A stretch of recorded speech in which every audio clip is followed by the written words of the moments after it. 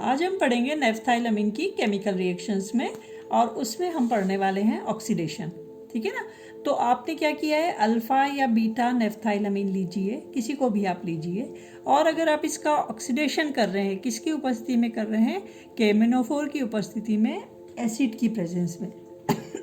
इसका मतलब एसिडिक केमिनोफोर की उपस्थिति में अगर आप इसका ऑक्सीडेशन करते हैं तो अल्फा और बीटा दोनों ही क्या बना के देती है, थैलिक एसिड बना के देती है।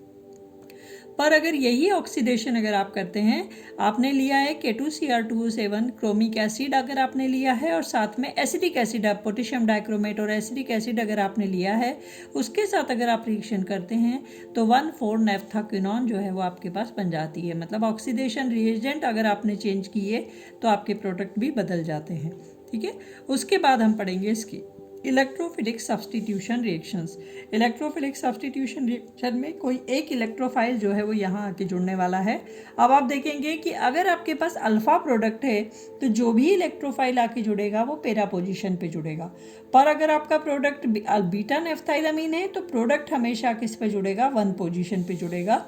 इसीलिए यहाँ पर नेफ्थाइलमीन अल्फ़ा वाला अगर आप लेते हैं और इसकी अगर आप क्लोरीनेशन करते हैं LCl3 की उपस्थिति में, तो यहाँ पे अगला प्रोडक्ट जो इलेक्ट्रोफाइल आएगा वो पेरा पोजीशन पे जुड़ेगा, क्योंकि ये अल्फ़ा था, और बीटा के केस में वो 1 पे जुड़ेगा।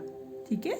अच्छा, उसके बाद अगर आप इसकी रिएक्शन क्या कर रहे हैं, सल्फोनेशन भी इसमें आपने आसानी से होता है। आपने क्या किया है कि H2SO4 की उपस्थिति में सांद्र सल्फ्यूरिक एसिड के साथ जब इसकी रिएक्शन की जाती है तो देखिए अल्फा है, इसलिए SO3H ग्रुप जो है वो अपने पास ये हो जाएगा आपके पास 1 नेफ्थाइल और एमीन 1 नेफ्थाइलमीन, ये 4 सल्फोनिक एसिड। ये क्या है, 1 पे तो अमीन है नेफ्थाइलमीन, और 4 सल्फोनिक एसिड, मतलब 4 पोजीशन पे ये सल्फोनिक एसिड है।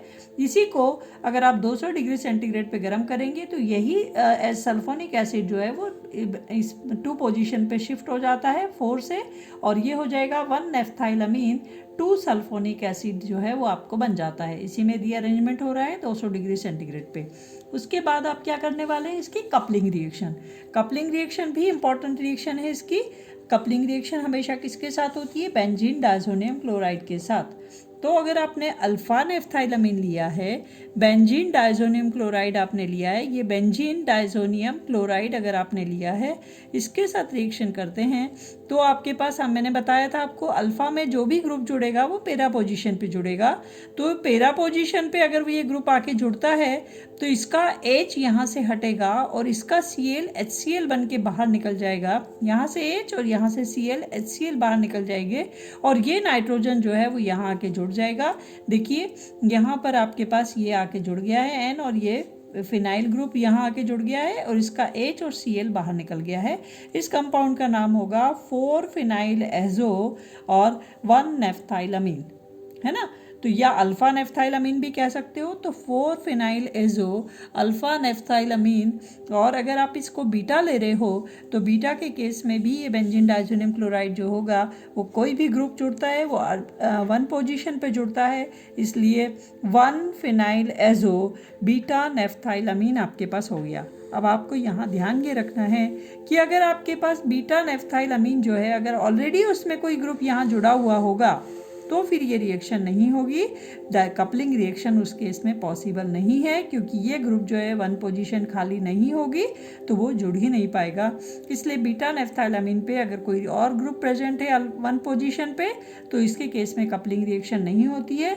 अदरवाइज ये आपको बना के देता है 1 फिनाइल एजो और बीटा नेफ्थाइलमीन, ये बनाकर देता है। Thank you.